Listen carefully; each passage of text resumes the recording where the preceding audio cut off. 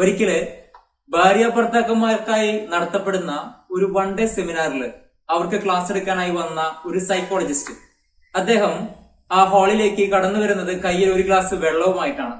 ഒരു ഗ്ലാസ് വെള്ളവുമായി വന്ന അദ്ദേഹം ഉടനെ തന്നെ വന്നപാടെ അവരോട് ചോദിച്ചു, എന്റെ കയ്യിലുള്ള ഒരു ഗ്ലാസ് വെള്ളം ഇതിന്റെ ഭാരം ഏകദേശം എത്രയായിരിക്കും?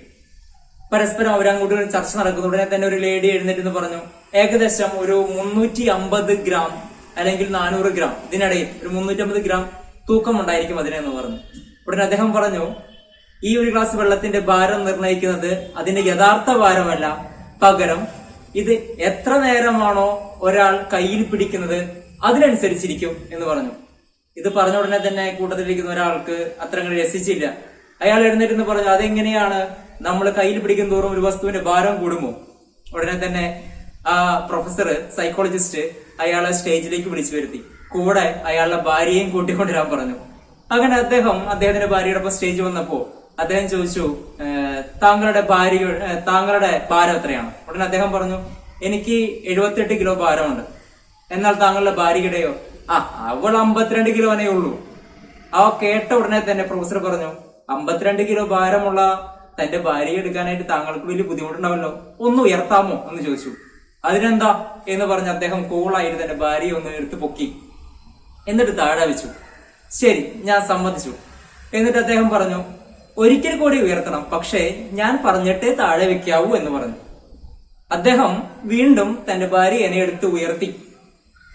പക്ഷെ പ്രൊഫസർ ഒരു 5 മിനിറ്റ് ആയിട്ടും താഴെ വെക്കാൻ പറഞ്ഞില്ല.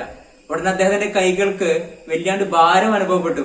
അയാള് എന്റെ കൈ കഴിക്കുന്നു, ഞാൻ താഴെ വെക്കാൻ പോവാന്ന് പറയില്ല, ആള് ഭാര്യയെ താഴെ ഇടുകയാണ് ചെയ്തത് സത്യത്തില്.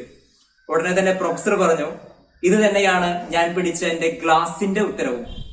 ഞാൻ ഒരു ഗ്ലാസ് വെള്ളം കയ്യിലെടുത്ത് പിടിച്ച് 1 മിനിറ്റ് നിന്നാൽ അതെനിക്കൊരു ഭാരമായി തോന്നുകയില്ല. പക്ഷെ അത് 1 മണിക്കൂർ കയ്യിൽ പിടിച്ചു നിൽക്കുമ്പോൾ എനിക്ക് എന്റെ കൈവിരലുകൾക്ക് ചെറിയൊരു ഭാരമായി തോന്നും, എന്റെ കൈകൾക്ക് ചെറിയ വേദന തോന്നും. ഞാനത് ഒരു ദിവസം മുഴുവൻ പിടിച്ചാലോ എന്തായിരിക്കും അവസ്ഥ?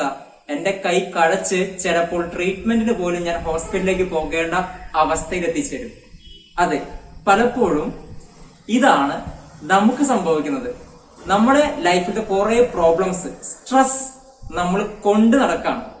സ്ട്രെസ് മാനേജ്മെന്റ് എന്ന് പറയുന്നത് നമ്മുടെ മനസ്സിലുള്ള ചില പ്രശ്നങ്ങളെ, ചില സ്ട്രെസ്സസിനെയൊക്കെ നമ്മൾ എന്ത് ചെയ്യണം? ഇടേണ്ട സമയത്ത് താഴെ ഇടണം. ആ ഒരു ഗ്ലാസ് വെള്ളം കൈ കഴക്കുന്ന സമയത്ത് ഞാൻ താഴെ ഇട്ടപ്പോൾ എന്റെ കൈയുടെ വേദന മാറി. അദ്ദേഹം തന്റെ ഭാര്യയെ താഴെ വെച്ചപ്പോൾ അദ്ദേഹത്തിന്റെ കൈയുടെ വേദനയും മാറി.